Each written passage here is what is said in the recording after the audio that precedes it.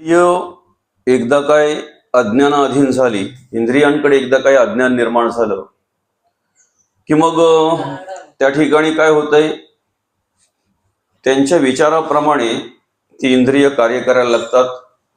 त्यांना ज्याप्रमाणे काही संग मिळेल, मार्गदर्शन मिळेल, त्याप्रमाणे इंद्रिय कार्य करायला लागतात.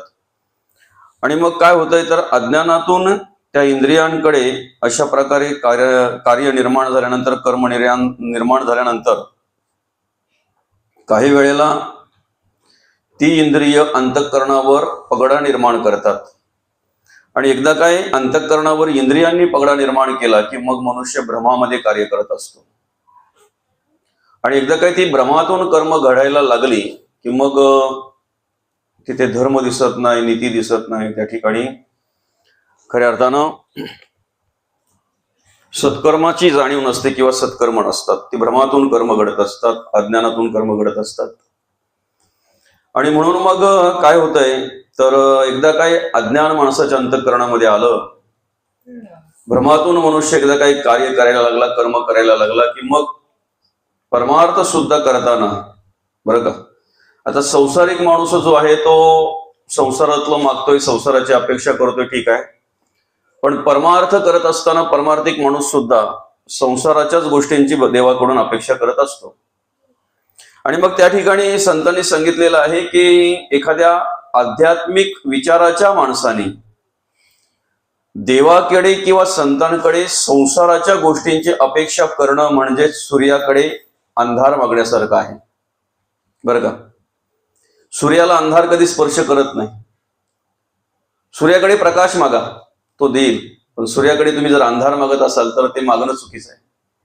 तसं संतांकडे जे कर्म नाही, संतांकडे जे कधी ते विचार संतांना शिवले नाहीत, ते जर तुम्ही संसाराचं जर संतांकडे मागत असाल किंवा देवाकडे मागताना ज्याच्यात आपलं अनहित आहे, आपण गुंतलो जातोय, बद्ध अवस्था प्राप्त होते, अशा प्रकारचं जर मागत असाल तर मग त्याला काय म्हटलेलं आहे, भ्रम म्हटलेलं आहे, बरं का. भ्रम म्हटलेलं आहे. खरं तर देवाकडे मागत असताना आम्ही पहिला विचार केला पाहिजे की आधी जे काही देवाचं आम्ही घेतलंय तेच परत केलं नाही किंवा त्या पद्धतीने आम्ही वागलो नाही, जगलो नाही, परत कसं काय आम्ही देवाकडे मागावं, हा विचार आम्ही देवाकडे अर्थात आमच्या मनाकडे, अंतःकरणामध्ये केला पाहिजे. साधं उदाहरण आहे, एखाद्याकडून जर एखादी वस्तू आपण आणली परत द्यायच्या बोलीमध्ये आणि ती जर वेळेवर दिली नाही तर पुढच्या वेळेला आपण त्याच्याकडे जरी काही वस्तू लागली तरी जायला आपलं मन खात आहे, नाही का. किंवा एखादी वस्तू आपण एखाद्याकडून आणली आणि ती एखादं उपकरण आणलं आणि ते नादुरुस्त करून जर दिलं, बिघडवून दिलं, तर परत ज्या वेळेला आपल्याला पाहिजे त्यावेळेला आपण त्याच्याकडे मागायला जात नाही किंवा जायला मन करत नाही. किंवा एखाद्याला एखादी वस्तू द्यायचं आपण ठरवलं, एखादा काहीतरी आपण कबूल केलं आणि ते न देता जर तशाच पद्धतीने जर आपण राहिलो तर त्याच्याकडे जाणं किंवा त्याच्याकडे काही गोष्टी मागणं आपल्याला पटत नाही, आपल्या मनाला पटत नाही. तसं देवाकडे जे आम्ही मागतोय, खरं तर देवाने आम्हाला पहिला संकल्प जो आम्ही केलेला आहे, पहिला नवस जे आम्ही केलेला आहे, तो खऱ्या अर्थाने त्या ठिकाणी ज्या पद्धतीने आम्ही मागणी केली देवाकडे त्या पद्धतीने देवाने आम्हाला दिलेला आहे. पण तो संकल्प आम्ही विसरलो, जे देवाने आम्हाला दिलेलं आहे ते विसरलो आम्ही. आणि ते विसरलो तरी सुद्धा आजही आम्ही देवाकडूनच अपेक्षा करत असतो, देवाकडेच आम्ही मागत असतो. आईच्या गर्भात असताना आपण सर्वांनी एक संकल्प केला, ज्या वेळेला 9ही द्वारं बुजली गेली, बरं का माऊली. देहरूपी घराला 9 द्वार आहेत आणि 9ही द्वारं ज्या वेळेला बुजली गेली त्यावेळेला देवाकडे संकल्प केला, देवा येतोनी सोडविसी स्वहित करीन, गर्भवास हा चुकवीन, पुन्हा नये येथे. पहिला संकल्प काय, तुझं नामस्मरण करेन देवा, तुला आठवेन, देवपूजा करेन, धर्माचरण करेन, नीतीने वागेन, नीतीने जगेन, अर्थात स्वहित करेन, अशा प्रकारे त्या ठिकाणी आपण संकल्प केला. पण मग नेमकं काय झालं, तर आम्ही जन्माला आल्यानंतर विसरलो. देव तर लांब गेलं, भक्ती परमार्थ तर लांब गेला, आम्ही स्वतःला विसरलो. आणि कोहम हा प्रश्न पहिला आमच्या अंतःकरणामध्ये निर्माण झाला. कोहम, आम्ही कोण आहोत. आणि मग माऊली त्याचप्रमाणे आपण सगळं विसरल्यामुळे नेमकं काय झालं माहितीये का, पुढे पुढे पुढे पुढे आम्ही आमची कर्म करत असताना, या ठिकाणी जगत वागत असताना देवाने खूप काही आम्हाला दिलंय, पण विसरलो. आणि त्याचं विस्मरण झाल्यामुळे आम्ही फक्त देवाकडे मागत राहिलो, देवाकडे फक्त अपेक्षा करत राहिलो, देवाकडे फक्त मागणी करत राहिलो, आम्हाला अजून अजून अजून अजून देवाने द्यावं. खरं तर एक निवांत बसून आपण आपल्या मनाला जर विचार केलं आणि मनाला जर विचारलं की देवाने आम्हाला किती दिले आणि काय दिलंय, अगणित देवाने दिले आपल्याला, ज्याची आपण किंमतही करू शकत नाही. खरं तर सगळ्या प्राण्या पक्ष्यांची किंमत आपण करतो, पण माणसाची कोणीतरी किंमत करायला लागला की लगेच माणूस बोलून दाखवतो, किंमत करतो का तू माझी? म्हणजे आपल्याला माहिती आहे किंमत करतो का तू माझी म्हणजे काय, आपली कोणी किंमत करू शकत नाही हे आपल्यालाही माहिती आहे. बरं का माऊली, ज्या वेळेला दृष्टी कमी होते त्यावेळेला डोळ्यांची किंमत कळते. दवाखान्यामध्ये गेल्यानंतर जेव्हा काही पैसे खर्च करून आपल्याला तिथे उपचार करावे लागतात तेव्हा त्या डोळ्यांची किंमत कळते. ऐकायला कमी आल्यानंतर मशीन लावूनही ऐकायला येत नाही तेव्हा त्या कानांची किंमत कळते. आणि बोलता बोलता धाप लागायला लागल्यानंतर, दम लागायला लागल्यानंतर वैखरीची किंमत कळते. ही इंद्रिय भगवंताने आपल्याला दिलेली आहेत. खऱ्या अर्थानं आपण भाग्यवान आहोत, श्रीमंत आहोत की आपल्याला सगळ्या प्रकारची इंद्रिय भगवंताने दिलेली आहेत आणि ती व्यवस्थितरित्या कार्य करतायत, व्यवस्थितरित्या कार्य चालू आहे त्यांच्याकडून, भगवंत ते कार्य करून घेतात. बरं का, मग आम्ही एक विचार केला पाहिजे. साधं उदाहरण आहे, आम्ही या ठिकाणी जगत वागत असताना जे आम्हाला कळत नाही ते देवाला कळतंय, हे मान्य केलं पाहिजे आपण सर्वांनी. बरं का मुली, जे आपल्याला कळत नाही ते कोणाला कळतंय? देवाला कळतंय.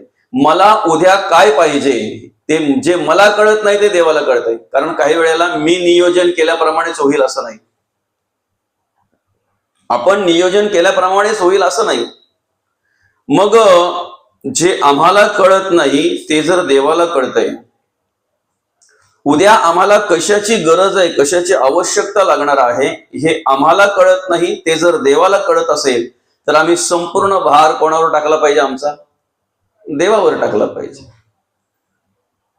काय संपूर्ण भार आम्ही देवावर टाकला पाहिजे. म्हणजे देव करील ते खरं, देवाच्या कृपेने जे प्राप्त होईल ते सत्य, देवाच्या कृपेने जे प्राप्त होईल ते.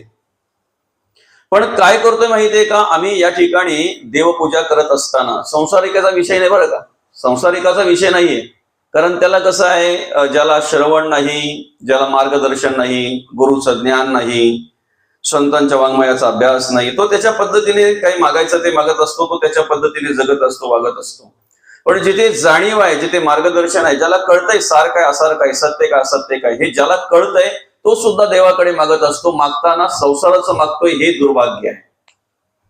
मागताना मुक्तीचं मागायला पाहिजे, मुक्त होणारं जे काही आहे ते मार्गदर्शन मागायला पाहिजे. पण आम्ही बद्ध अवस्था प्राप्त होईल अशा काही गोष्टी देवाकडून अपेक्षा करत असतो किंवा मागत असतो, हे दुर्भाग्य आहे.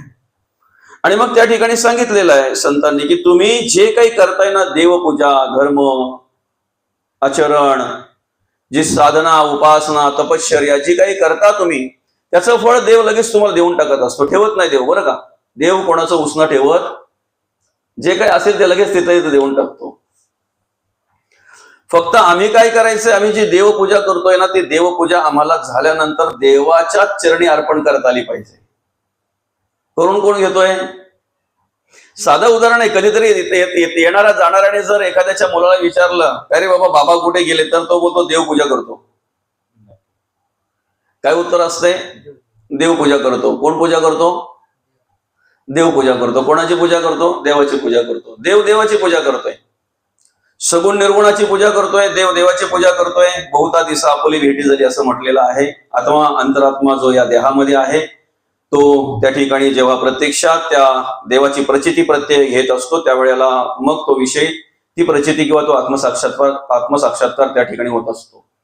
मग देव जर देवाची पूजा जर देवाकडून देवच जर करून घेत असेल तर आम्हाला तिथे अर्पण करता आली पाहिजे. ती आमच्याकडे ठेवता कामा नाही किंवा आम्ही त्याच्यात गुंतता कामा नाही. मी एवढा नामस्मरण केला, मी एवढा उपवास केला, मी एवढ्या वाऱ्या केल्या, मी एवढा परमार्थ करतोय, मी एवढी देवपूजा करतोय, मी एवढी भक्ती करतोय, मी एवढा परमार्थ करतोय, हे आमच्याकडे ठेवता कामा नये. आणि जर आम्ही आमच्याकडे जर ठेवलं किंवा त्याचा विचार जर आम्ही त्या पद्धतीने केला तर आम्ही देवाकडून अपेक्षा करत असतो नाशिवंत गोष्टींची अपेक्षा करत असतो. मग माऊली होतंय काय माहितीये का, असं म्हणतात ना, ज्याच्या नशिबात असेल दैवयोगामध्ये असेल ते त्याला मिळाल्याशिवाय राहत नाही. आणि कधीही जीवन जगत असताना, आयुष्यामध्ये कर्म कार्य करत असताना एवढा विचार करा, आपणही कधी कधी बोलतो एखादी गोष्ट किंवा एखादा विषय जर, एखादा प्रसंग जर आपल्या भोवती घडला तर आपण सुद्धा असं बोलत असतो की जाऊ दे रे, गेलं ना, आपल्या हातातलं गेलं, नशिबातलं कोणी घेत नाही. एखाद्याला धीर देण्यासाठी आपण बोलतो जाऊ दे चल, हातातलं गेलं, नशिबातलं कोणी घेत नाही. आणि तेवढंच सत्य आहे. आपलं प्रारब्ध बदलायचा अधिकार देवाचा आहे, आपलं संचित बदलायचा अधिकार देवाचा आहे, आपलं नशीब बदलायचा अधिकार देवाचा आहे. कारण ललाटावर त्याने लिहिलेलं आहे, आपल्या विधी निर्मिता लिहितो सर्व बहाली, सर्वांच्या ललाटावर त्याने लिहिलेलं आहे. कपाळावर सर्वांच्या जे काही भविष्य असेल, जे काही असेल ते भगवंताने लिहिलेलं आहे. म्हणून आम्ही अपेक्षा करता कामा नये, आम्ही मागणी करता कामा नये, आम्ही देवाकडे मागता कामा नये. मागण्याच्या आधी पहिले विचार केला पाहिजे, आईच्या गर्भात असताना जो संकल्प केला तो फेडला नाही. आईच्या गर्भात असताना जी प्रार्थना केली त्या प्रार्थनेप्रमाणे आम्ही जगलो नाही, वागलो नाही, मग तरी सुद्धा आमचा मागण्याचा अधिकार आहे का? पण तरी सुद्धा आम्ही मागतो. बरं, मागत असताना हिताचं मागत नाहीत ना आम्ही, आमच्या स्वहिताचं मागत नाहीत ना आम्ही कसलं मागतोय? एक छोटा दृष्टांत संतांनी दिला बरं का. एक छोटा दृष्टांत अनुभवायला आला, वाचायला आला. नवरा बायको आणि त्यांचा एक मुलगा, तिघे जण राहत होते एका घरामध्ये. आणि बाजूला असं एक महादेवाचं शिवलिंग होतं. आणि ते नित्यनेमाने त्या ठिकाणी पूजा अर्चा करायची, महादेवाची पूजा करायची. आणि असं म्हटलेलं आहे, महादेवाला आशुतोष, कमी साधनेमध्ये, कमी तपामध्ये, कमी उपासनेमध्ये लवकर प्रसन्न होणारा देव म्हणजेच महादेव. आशुतोष म्हटलेला आहे त्याला, देवाला. तिघेही चांगल्या प्रकारे त्या ठिकाणी त्या देवाची सेवा करायला लागले, पूजा करायला लागले, पूजा अर्चा करायला लागले, देवाचं नामस्मरण करायला लागले. आता कोणीही झालं तरी देवपूजा करत असताना, उपासना करत असताना, धर्मकार्य करत असताना, करता करता देवाकडे काही ना काही मागत असतो, काही ना काही मागत असतो. प्रत्येकाची सवय आहे ती, प्रत्येकाला लागलेलं एक प्रकारे ती सवय आहे, नाही का? काही ना काही देवाकडे मागत असतो, अपेक्षा करत असतो.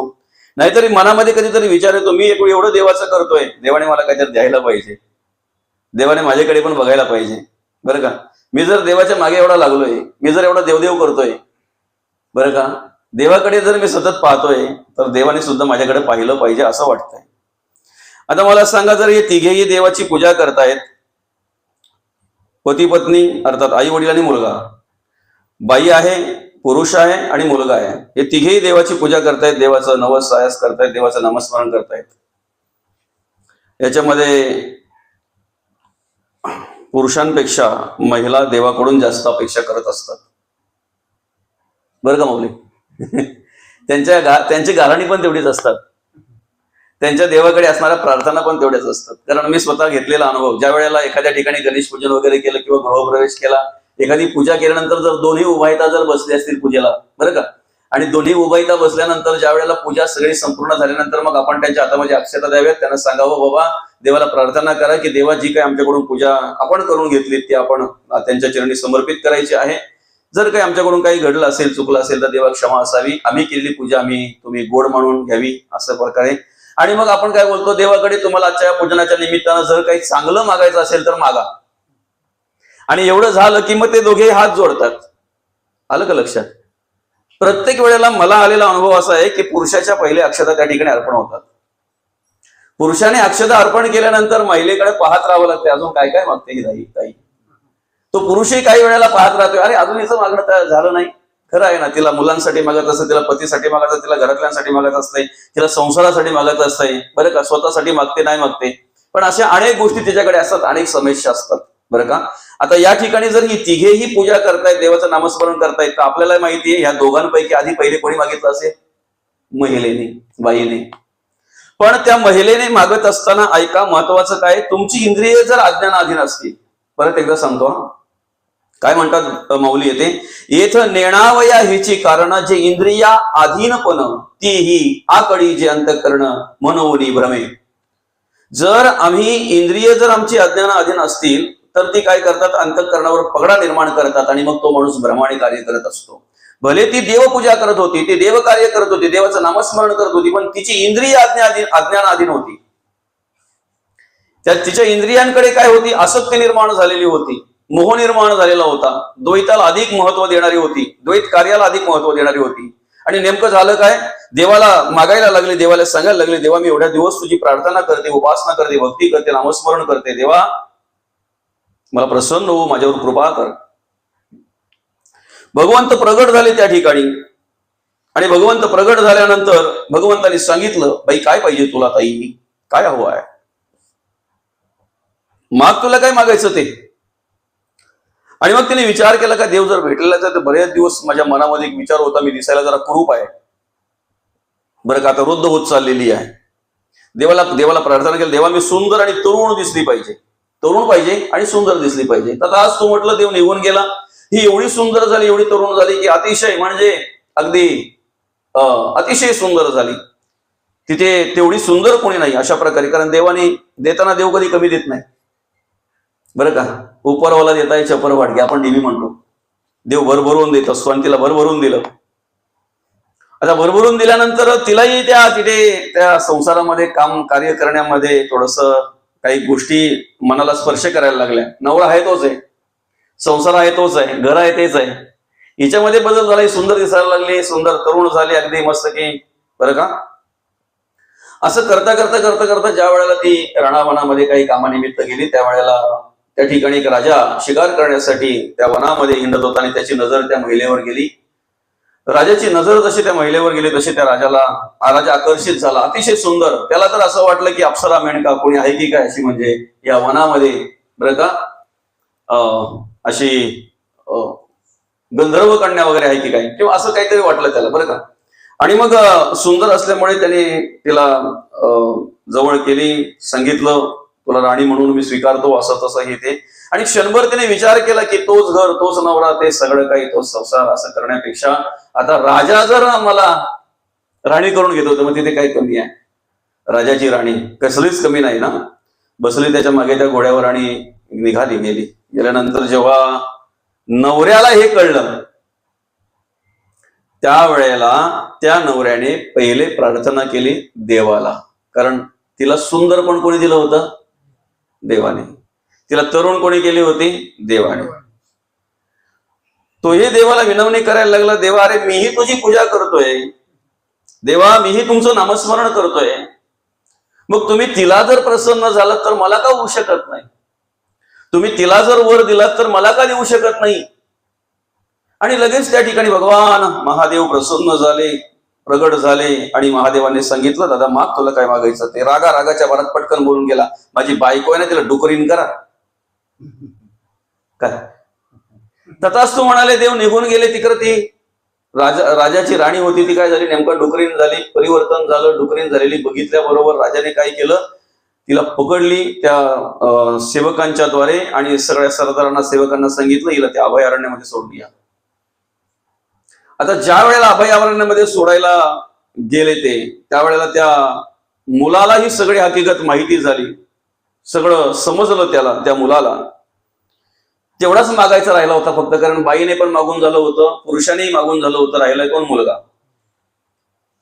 त्याला खूप वाईट वाटलं या दोघांचं कृत्य बघितल्यानंतर, या दोघांचं जे मागणं ऐकल्यानंतर खूप वाईट वाटलं. त्यांनी देवाला सांगितलं, देवा मीही तुझी प्रार्थना करतोय, नामस्मरण करतोय, भक्ती करतोय, देवा मग तुम्ही मला का देऊ शकत नाही, माझ्या आईला जर देऊ शकता, माझ्या वडिलांना जर देऊ शकता, तर मला का देऊ शकत नाही, मला का प्रसन्न होऊ शकत नाही. तिथे लगेच महादेव प्रगट झाले. महादेवांनी सांगितलं, माग दादा, तुला काय मागायचं ते.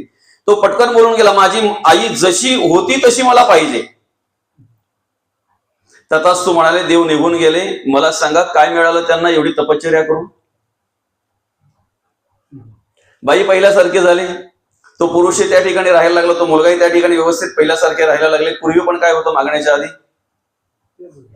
याला म्हणतात दैव देते आणि कर्म नेते. देवाने खूप काही दिलं असतं त्यांना, देवाला खूप काही द्यायचं होतं त्यांना, पण देवाच्या बुद्धीप्रमाणे, देवाला आपल्या मनाप्रमाणे त्यांना द्यायचं होतं. त्यांनी त्यांच्या मनाप्रमाणे मागितलं, म्हणून पूर्वी स्थिती आहे त्याच पद्धतीने परत एकदा त्यांना एवढी सगळी तपश्चर्या व्यर्थ घालवून, कारण एवढं सगळं प्रसन्न करून घ्यायला ती तपश्चर्या सुद्धा, ते परत आपण मागितलेलं जे काही आहे ते आपल्याला मिळवायला ती तपश्चर्या खर्च करावी लागली ना त्यांना. त्यांची साधना, त्यांची उपासना, त्यांची देवपूजा, त्यांनी केलेलं नामस्मरण ते खर्च करावं लागलं ना. पण कशासाठी खर्च केलं, पुन्हा तीच अवस्था प्राप्त करून घेण्यासाठी. मला सांगा, आपण आपल्या मनाला विचारा, देवाकडे आपण जे मागतोय त्याच्यातून आपल्याला काय मिळतंय आणि काय अवस्था प्राप्त होते. कितीही जरी आपण आपल्यासाठी मागितलं आणि काही जरी मागितलं तरी शेवटी शेवटी शेवटी शेवटी तिथेच परत येतो आपण. किती जरी फिरलो ना, किती जरी फिरून फिरून फिरून फिरून परत आपण काय होतंय, त्याच अवस्थेला प्राप्त होतोय, तिथेच प्राप्त होतोय. त्याला कारण काय? इंद्रिय अज्ञानाधीन जर असतील, इंद्रिय अज्ञानाधीन जर त्यांनी अंतःकरणावर जर त्या इंद्रियांनी जर पगडा निर्माण केला आणि भ्रमामध्ये जर कार्य करत असाल तर परमार्थिक माणसाची अवस्था सुद्धा हीच होत असते. देवपूजा करणाऱ्या, देवधर्म करणाऱ्या माणसाची सुद्धा हीच अवस्था होत असते. म्हणून सर्वप्रथम आपल्या इंद्रियांकडे असणारं अज्ञान आपण काढलं पाहिजे, दूर केलं पाहिजे अज्ञान. बरं का? हात जर वाईट कर्म करत असतील ना, हाताकडून जर वाईट कर्म घडत असतील तर तुम्ही कुठल्याही ग्रहाच्या अंगठ्या घाला, कुठल्याही धातूच्या अंगठ्या घाला, काहीही करा, काही परिणाम होणार नाही, काही फरक पडणार नाही. बरं का? खरं तर आम्ही दोरा पायाला, कमरेला, मानेला, दंडाला, हाताला इकडे बांधायला पाहिजे की मनाला बांधायला पाहिजे? आम्हाला जे काही प्राप्त होते ते कशाने प्राप्त होत आहे? मनाने प्राप्त होते. बरोबर आहे की नाही? मनाच्या कर्माने प्राप्त होत आहे. मग त्या कर्मापासून मुक्त व्हायला आम्ही काय करतोय? भारलेले दोरे काही पायामध्ये बांधतोय, काही कमरेला बांधतोय, काही हाताच्या दंडाला बांधतोय, काही गळ्यामध्ये. हा, तुम्ही ठीक आहे, तुम्हाला शोभिवंत दिसावं म्हणून जर तुम्ही बांधत असाल ठीक आहे. पण तुमचा जर विश्वास असेल असं की असं केल्यानंतर आम्हाला काही मिळेल तर ते चुकीचं आहे, चुकीचं आहे. पाय तेव्हा शोभून दिसतात ज्या वेळेला चालता चालता आम्ही नामस्मरण करतोय, ती वारी होत असते. नाही तर वारीला जाताना सुद्धा जर आम्ही द्वेष मत्सर करत असू तर वारी घडत नाही. पाय कधी शोभून दिसतात? चालता चालता जर आम्ही भगवंताचं नामस्मरण करत असू तर चालताना ती वारी घडत असते, चालताना ते देवकार्य घडत असते. हात तेव्हा आमचे शोभून दिसतात तेव्हा जेव्हा आम्ही देत असतो. घेताना हात शोभून दिसत नाही, देताना हात शोभून दिसत असतात. डोळे तेव्हा आमचे शोभून दिसतात ज्या वेळेला जग पाहता पाहता आम्ही जगदीश्वराला पाहतो. कान आमचे तेव्हा शोभून दिसतात ज्या वेळेला जगाचं ऐकता ऐकता आम्ही जगदीश्वराचं ऐकतो. आणि मुखही तेव्हा आमचं शोभून दिसतंय ज्या वेळेला जगाचं स्तवन करता करता, जगाविषयी बोलता बोलता आम्ही भगवंताचं स्तवन करतोय, आम्ही भजन करतोय, आम्ही पूजन करतोय, आम्ही देवाचं नामस्मरण करतोय, तेव्हा आमची वैखरी तेव्हा आमचं मुख शोभून दिसत असते. आणि म्हणून सर्वप्रथम आम्ही काय केलं पाहिजे तर इंद्रियांकडे जे असलेलं अज्ञान आहे त्या अज्ञानापासून आम्ही दूर झालो पाहिजे. बरं का? साधं उदाहरण आहे. 10 दिवस जर एखाद्या घरामध्ये कोणच नसेल, बंद करून लॉक करून ती माणसं गेलेली आहेत, तर त्या 10 दिवसामध्ये तुम्हाला कुठलीही खिडकी बदललेली पाहायला मिळणार नाही. दरवाजावर जाऊन आपटणार नाही, भांड्यांचा आवाज येणार नाही. वाट्या, ताट, चमच, ग्लास, तांबे जिथे ठेवल्या तिथेच तुम्हाला पाहायला मिळतील. पण माणसांनी एकदा प्रवेश केला की दरवाजे वाजायला लागतात, भांड्यांचा आवाज यायला लागतो, खिडक्या वाजायला लागतात. आणि त्यातल्या त्यात ह्या जर भांड्यांना भांडं लागलं, यांचा जर काही वाद झाला तर मग भांड्यांचा आवाजच आवाज, दरवाजे खिडकीले व्हायला वेळ लागत नाही, खिडक्या खिडकीले व्हायला वेळ लागत नाही. मग मला सांगा, शांती दरवाजे खिडक्यांची, भांड्यांची का माणसाची करायला पाहिजे? आणि माणसाची जर शांती करायला पाहिजे तर माणसाची शांती तेव्हा होत असते जेव्हा मन शांत होत असते. काय मन जर शांत नसेल ना माऊली, तर तुम्ही कितीही काही करा, काही परिणाम होणार नाही, काही परिवर्तन होणार नाही. कारण इंद्रिय मनाधीन आहेत. इंद्रियांकडे जर अज्ञान असेल तर ते अज्ञानातूनच कर्म करत असतात. आणि तो पहिला पगडा जे निर्माण करतात ते अंतःकरणावर पहिला पगडा निर्माण करतात. कारण संपूर्ण जीवन, संपूर्ण कर्म, संपूर्ण कार्य आमचं अंतःकरणावर अवलंबून आहे. अंतःकरण पंचकामध्ये अंतःकरण, मन, बुद्धी, चित्त आणि अहंकार हे भाग येत असतात. पहिला कुठलाही विषय कुठलाही विचार आमच्या पोटात येतोय, अंतःकरण येतोय. अंतःकरणामध्ये विचार आल्यानंतर तो विचार मनाकडे जातोय, बुद्धीकडे जातोय, चित्ताकडे जातोय आणि मग कार्य करायला लागतंय. कुठलाही विचार जो आधी येतोय तो आमच्या अंतःकरणात विचार आला की मनाकडे जातोय, मग मन त्याच्यावर विचार करायला लागतो, मन त्याचं पडताळणी करायला लागतो, काय करावं काय नाही ते नियोजन मन करत असतो. आणि एकदा त्याचं नियोजन पूर्ण झालं की बुद्धीला पडतंय की नाही पडतंय त्याच्यावर अवलंबून आहे. बुद्धीला पटतंय की नाही पटतंय त्याच्यावर अवलंबून आहे. बुद्धीला जर पटलं तर मग चित्त कार्य करायला लागतंय. चित्ताकडे गेलं की मग इंद्रियांकडे ते कार्य पाहायला मिळतंय, तोपर्यंत नाही. आपण म्हणतो त्याच्याकडून एकाएकी असं झालं, कोणाकडूनच काहीही एकाएकी होत नसतंय. कुठलीही कर्म करताना, कुठलंही कार्य करताना आधी कित्येक काळ माणूस माणसाच्या अंतःकरणामध्ये, मनामध्ये, बुद्धीमध्ये, चित्तामध्ये विचार करत असतो. एकाएकी कुठलंही होत नाही बरं का. कोणतीच गोष्ट एकाएकी होत नाही. आधी अंतःकरणामध्ये, मनामध्ये तो विचार करत असतो. बऱ्याच दिवस ते चालू असते, त्याचं ते विचार ते बऱ्याच दिवसापासून चालू असते. काय करायचं, काय नाही करायचं, कुठे करायचं, कधी करायचं, सगळं सगळं सगळं सगळं नियोजन करत असतो तो अंतःकरणामध्ये, पोटामध्ये. आणि मग तो विचार मनाकडे जातोय, मनाकडून बुद्धीकडे जातोय, बुद्धीकडून चित्ताकडे जातोय, आणि मग त्या ठिकाणी इंद्रिय कार्य करायला लागतात. या ठिकाणी काय म्हटलेलं आहे, तुमच्या मनावर जर अज्ञानाने पगडा घातला, इंद्रियांवर जर अज्ञानाने पगडा घातला, तर तुम्ही करत असलेली कर्म म्हणजे भ्रम आहे. आणि 100% सत्य आहे.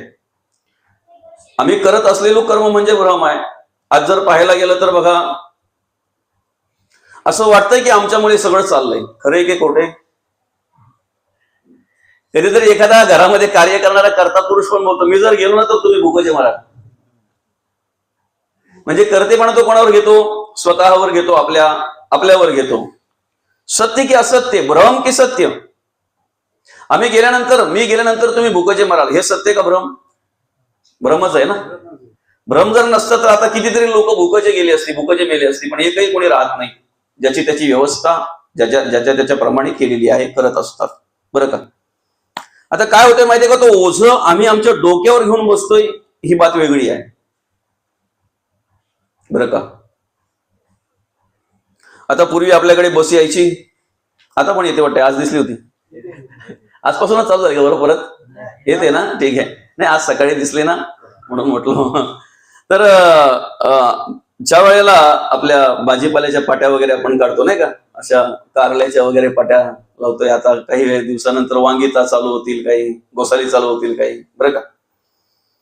आता ज्या वेळेला आपल्या स्टॉपला अनेक माणसं बघितली, अनेक अशा काय म्हणतात ते पाट्या बिट्या बघितल्या बऱ्याच भाजीपाल्याच्या, लक्षात काही माणसं सद्विचारी असतात, चांगली असतात. एका माणसाच्या मनामध्ये विचार आला, अरे बापरे, आज एवढी गर्दी आहे बसला, आज एवढ्या पाट्या आहेत बरं का.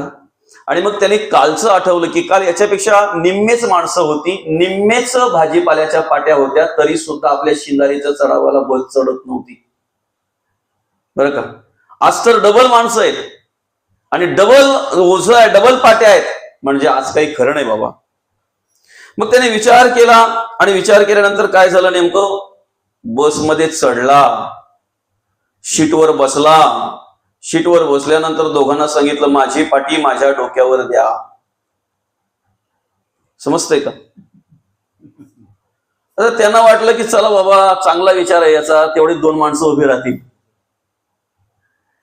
आणि सांगतोय तर मग दिली त्यांनी पण त्याच्या डोक्यावर उचलून. पण डोक्यावर उचलून दिल्यानंतर मग विचारलं त्याला, दादा का रे बाबा? तेव्हा त्याने सांगितलं की काल निम्मे माणसं होती, निम्मे पाट्या होत्या, तरी सुद्धा बसला एवढा ओझा झाला होता. आज माझ्या पाठीचं ओझं बसला नको म्हणून मी डोक्यावर घेतलंय. पटतंय ना तुम्हाला? हा, म्हणजे काय बोलतो तो, माझ्या पाठीचं ओझं बसला नको म्हणून मी डोक्यावर घेतले. तेव्हा ते बाजूचे बोलायला लागले, तुझ्या पाठी सकट तुला घेऊन चालले बस. तुने खाली ठेवली काय ना डोक्यावर ठेवली काय? उलट अर्थी तू ओझं करून घेतलंय स्वतःला, तू स्वतःला ओझं करून घेतलंय. हीच परिस्थिती आमची झाली. जीवनामध्ये कार्य करत असताना आम्ही आमच्या प्रपंचाचं ओझं खाली ठेवायला मागत नाही. काय म्हटलेले, माता प्रपंचाचे ओझे घेऊन म्हणे माझे माझे, बुडताही न सोडे पुंजे कुळाभिमान. बुडायला आल्यावर तरी सोडावं ना, बुडाला आल्यावर तरी सोडावं ना, पण नाही सोडायला मागत तो बरं का. काही गोष्टी जर सोडल्या तर आपला उद्धार आहे, आपण मोकळे होतो, आपल्याला जीवन चांगल्या प्रकारे जगता येतंय. सगळ्याच गोष्टी धरून ठेवायच्या नसतात, काही विचार सोडून पण द्यायचे असतात बरं का. सगळेच विचार धरून ठेवायचे नाहीत. काही विचार जर तुम्ही सगळेच विचार जर धरून ठेवाल, जगणं मुश्किल होईल, जगणं मुश्किल होईल. म्हणून काही विचार सोडून द्या. काही गोष्टी सुद्धा सोडून दिलेल्याच बऱ्या असतात. ज्या गोष्टींचा त्रास आहे ना आम्हाला, त्या विसरलेल्या बऱ्या असतात, त्या सोडून दिलेल्या बऱ्या असतात. सुटल्यानंतर सोडल्यानंतर आनंद वाटत असतो, बरं का, आनंद वाटत असतो. मी मागे सुद्धा बोललेलो की ज्या वेळेला एका ठिकाणी असा पूर आला, आता पूर आल्यानंतर एका घरामध्ये एक माणूस अडकून राहिला होता आणि त्या घरामध्ये त्या अडकलेल्या माणसाने विचार केला की जर आता समजा त्या टेकडीवर जायचं आहे,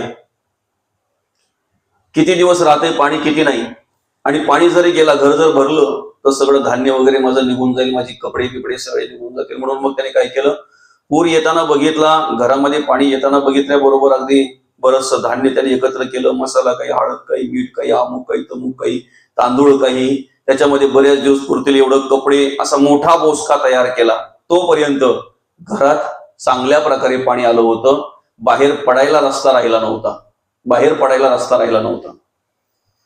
आणि मग अमुक अमुक माणूस त्याच्या घरामध्ये गुंतलेला आहे, अडकलेला आहे. ज्या वेळेला ग्रामस्थांना टेकडीवर कळलं, टेकडीवर गेलेले त्यांना कळलं, त्यावेळेला मग त्यांनी काय केलं, अरे त्याला काढायला पाहिजे.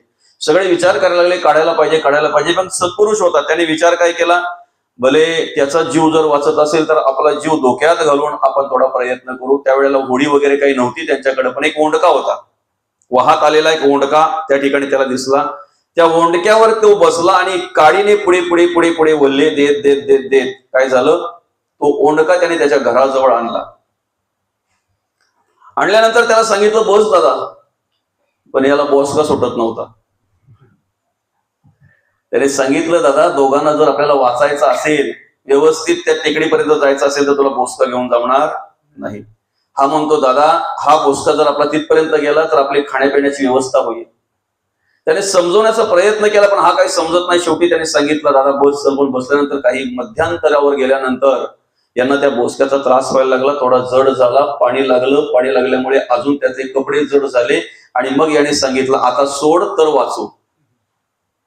आपला विषय काय, काही वेळेला काही गोष्टी सोडून दिल्या तर आपण वाचू, पण बोसका न सुटल्यामुळे मग शेवटी त्या ओंडक्यावर आलेल्या माणसाने, बरं का, त्यालाच बाजूला केलं. दादा, तुझी कर्म तुझ्याजवळ, मी माझा जीव वाचवतो, मी निघून जातो. जर तुला बोसका सुटत नसेल तर मीही तुला सोडवू शकत नाही. तसं आम्हाला संसार प्रपंचाचं ओझं जर सुटत नसेल तर संत सुद्धा आम्हाला सोडू शकत नाही. सोडवतील. आम्ही मोकळं केलं पाहिजे, आम्ही मोकळं झालं पाहिजे ना, त्याग तर घडला पाहिजे ना काही गोष्टींचा. त्यागाला खूप महत्व आहे, त्यागाला खूप महत्व आहे. मौली, आज आपण या ठिकाणी बसलेलो, समजा एक सांगायची रीत म्हटल्यानंतर काहीतरी आपल्या आयुष्यामध्ये त्याग केला म्हणून इथं बसलोय ना. बऱ्याचशा गोष्टींचा आपण त्याग केला म्हणून आपण बसलो की नाही. आपल्या आयुष्यामध्ये पिणारे मित्र नाही भेटले का आपल्याला? आपल्या आयुष्यामध्ये वाईट कर्म करणारे मित्र आपल्याला भेटले नाहीत का? कधीतरी त्यांनी आग्रह केला नाही का? आग्रह केल्यानंतरही आम्ही त्या गोष्टीचा त्याग केला म्हणून आज इथे बसलोय. त्याग जर केला नसतं तर आपणही कुठेतरी बाजूलाच असतो, बरोबर आहे की नाही? त्याग जर घडला नसतं तर कुठेतरी गुंतलेलो असतो, एखाद्या वासनेमध्ये, एखाद्या विषयामध्ये, एखाद्या विचारामध्ये गुंतलेलो असतो. म्हणून परमार्थामध्ये आणि प्रत्येकाच्या आयुष्यामध्ये त्यागाला खूप महत्व आहे. त्याग घडला पाहिजे, बरं का. आणि त्याग जर घडला तर परमार्थ घडतो, ते वैराग्य उत्पन्न होतंय, वैराग्य निर्माण होतंय. अन्यथा वैराग्याचे प्रकार अनेक आहेत. एकांपिस वैराग्य आहे, स्मशान वैराग्य आहे, विषय वैराग्य, मैथुन वैराग्य आहे, अनेक प्रकार आहेत मौली, बरं का. क्षणिक वैराग्य आहे, त्याच्यामध्ये सर्वश्रेष्ठ वैराग्य सांगितलेलं आहे विवेक वैराग्य. विवेकातून निर्माण होणारं वैराग्य, विवेकातून होणारा त्याग. नाहीतर माणूस कधीतरी घरामध्ये कार्य करत असताना जर समजा कधीतरी वाद झाला, विवाद झाला, मनाविरुद्ध झालं की बोलतो ना तो, हे सगळा घ्या तुमचा तुम्हाला, हे घर, ही पोराबाला, हे संसार, हे भांडी कुंडी, काय चाललो मी, नाही राहायचं मला.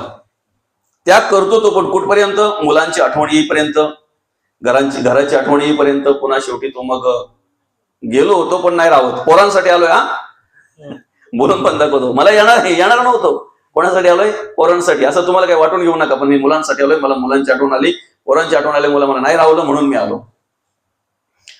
अर्थात चांगलं आहे, ते गेला तो परत आला ते चांगलं आहे.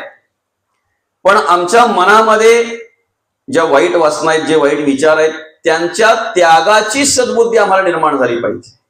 त्या गुणांच्या त्यागाची सद्बुद्धी आमच्या अंतःकरणामध्ये निर्माण झाली पाहिजे. असं जो जातो लगेच येतो त्याला क्षणिक त्याग म्हणतात. क्षणिक त्याग म्हणजे 30 फोडलेल्या बाटल्या 1 तारखेपासून परत सुरू, त्याला काय म्हणतात? क्षणिक त्याग, बरं का. काही वेळेला जर कधी काही असं मनाविरुद्ध झालं की मग तो बोलतो ठीक आहे चल सोडून दिलं सगळं काही, आजपासून तिकडे जाणार नाही, येणार नाही, पाहणार नाही, काय नाही काय नाही काय नाही. परत एकदा ती वासना ते विचार त्याला स्पर्श केला की पुन्हा येरं माझ्या मागल्या. असे अनेक आहेत, अनेक असे त्याग आमच्याकडून क्षणापुरते त्याग फक्त घडतात, त्याला क्षणिक त्याग म्हणतात. स्मशान वैराग्य कशाला म्हणतात? ते क्षणिक वैराग्य झालं. स्मशान वैराग्य कशाला म्हणतात?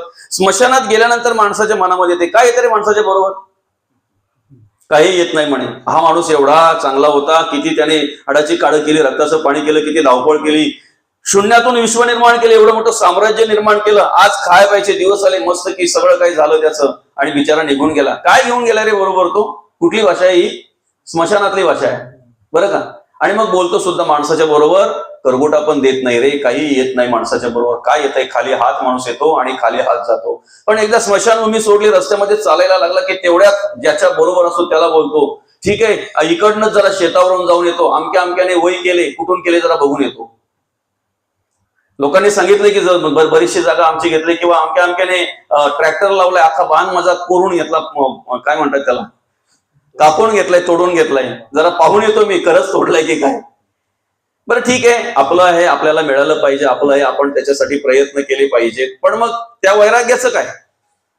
माणसाच्या बरोबर काही येत नाही, माणसाच्या बरोबर आला खाली हात येणार आहे, खाली हात जाणार आहे. ठीक आहे, न्यायाने जो काही विषय असेल, जो काही विचार असेल तो आपण केला पाहिजे. आपल्याला मिळायला पाहिजे, दुसऱ्याचं आपल्याला नको अशा पद्धतीने आपण वागलो पाहिजे, जगलो पाहिजे. तर तो विवेक वैराग्य आपल्या अंतःकरणामध्ये निर्माण होईल बरं का. असं अनेक प्रकारचं वैराग्य, विशेष विषय वैराग्य. आता विषय वैराग्य आपल्याला अनेक वेळेला अनुभवायला मिळत आहे. 20-25 वर्ष आई वडील सांभाळतात, चांगल्या प्रकारे त्याची काळजी घेतात, त्याला काय हवं काय नको ते पाहतात, मुलगी असो व मुलगा असो. पण एखाद्या महिन्याचं प्रेम त्यांना आई वडिलांना सोडायला लावतंय, त्याला विषय वैराग्य म्हणतात बरं का माऊली. म्हणजे एखादा महिना फक्त प्रेम नव्हतो, पण आई वडील सांगतात अरे दादा सोड तो विषय, तिला नको, किंवा तिला विचारत सांगतात तो नको, तुला त्याच्यापेक्षा चांगला पाहून देतो. त्याला सांगतात तिच्यापेक्षा चांगल्या घरातली चांगली मुलगी पाहून देतो. पण त्या ठिकाणी एकदा तो जीव जडला किंवा तो विषय, तो विचार एकदा काय मनामध्ये आला की मग त्या ठिकाणी विषय काय येतो? जीव देईन, सगळं सोडेन, तुम्हाला पण सोडेन. सोडेन म्हणजे हा त्यागच आहे ना. वैराग्य निर्माण होते, पण त्याला विषय वैराग्य म्हटलेलं आहे. असं हे सगळ्या प्रकारचं वैराग्य कुठलंही कामाचं नाही, उपयोगाचं नाही.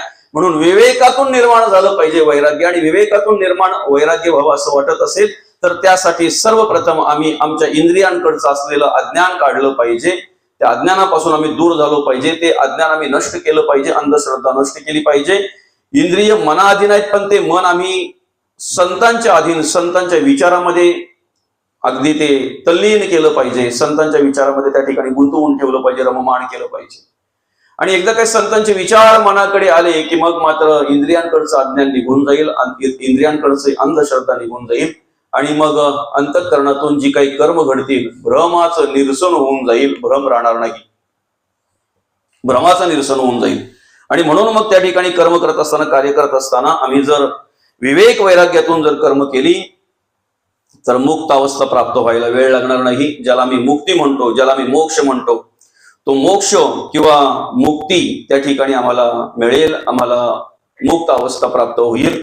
फक्त आम्ही एक विचार केला पाहिजे की आमचं संपूर्ण जीवन, आमचं संपूर्ण आयुष्य, आमची सगळी इंद्रिय, आमचं जगणं वागणं, गती किंवा अधोगती, सुख किंवा दुःख, चांगलं किंवा वाईट, हे सगळं आमचं कोणावर अवलंबून आहे? मनावर अवलंबून आहे. आणि म्हणून या ठिकाणी माऊली आम्हाला म्हणतात येथ नेणावया हेची कारण, जे इंद्रिया अधीनपण तीही आकळीचे अंतःकरण होऊनिया भ्रमे. बरं का, होऊनी भ्रमे. अर्थात इंद्रियाधीन जर मनाधीन जर इंद्रिय आहेत आणि इंद्रियाधीन जर कर्म आहेत, तर चांगलं वागावं, चांगलं बोलावं, चांगलं चालावं, आमचं जगणं वागणं चांगलं असावं असं जर वाटत असेल तर त्यासाठी आम्ही इंद्रियांचा विचार केला पाहिजे. माझे डोळे काय पाहतायत, माझे कान काय ऐकतायत, माझं मुख काय बोलतंय, याचा आम्ही विचार केला पाहिजे. आणि त्यांच्यातून जर चांगल्या प्रकारे कर्म करून घ्यायचे असतील तर आम्ही पहिला विचार केला पाहिजे, पहिली शिकवण दिली पाहिजे मनाला. बरं का, आता त्या मनाला शिकवण देत असताना बघा समर्थांनी 205 श्लोक लिहिलेत बरं का. आणि त्याच्यामध्ये मनाला सांगितलंय मनात सज्जना. खरं तर आपण आपल्या मनाला जर विचारलं तर मन सज्जन आहे का तेवढं? पण सज्जन बोललं तर जरा बरं वाटतंय. दुर्जनाला दुर्जन बोललं ना काय, एखाद्याला खोडी काहीतरी करत असेल ना, त्याच्या खोडी प्रमाणे जर नाव घेतलं त्याला राग येते. आता बरंच काही बोलण्यासारखं आहे. फार अगदी रोड मोजत आलेला आहे, इकडे पडू की तिकडे पडू, डावीकडे की उजवीकडे, त्याला दारोडे बोलून चालेल का? तो उलट आपल्याला बोलेल, कोण, कधी, काय, अरे पण तो पडायला आलाय. म्हणजेच एखादा वाईट कर्म करणारा माणूस असेल, त्याला जर वाईट म्हटलं तर ते सुद्धा त्याला जमत नाही. मग बसावं, ऐकावं, जवळ यावं म्हणून संत त्याला काय बोलतात, सज्जन आहेस दादा तू.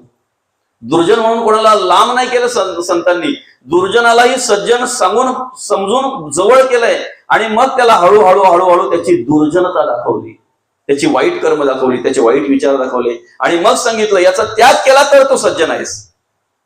मनाची शते ऐकता दोष जाती.